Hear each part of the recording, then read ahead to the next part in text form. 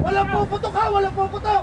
10 PDLO persons deprived of liberty sa Batangas Provincial Jail tumakas. 5 ang arestado matapos ma-corner sa sanakyang bus sa Santo Tomas City, Batangas. 3 naman ang nadakip sa bayan ng Ibaan, ayon sa Calabarzon Police. Pinaghahanap pa ang 2 iba pa.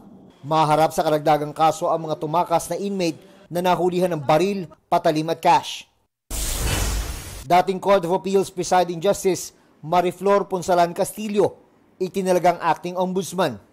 Kasunod ito ng pagre-retiro ni Ombudsman Samuel Martires.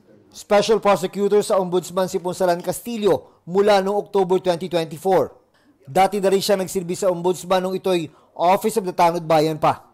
Naging west siya sa Quezon City mula 1993 hanggang naitalaga sa Court of Appeals mula 2004 hanggang 2024. June Veneracion nagbabalita para sa GMA Integrated News. Huwag magpahuli sa mga balitang dapat niyong malaman. Mag-subscribe na sa GMA Integrated News sa YouTube.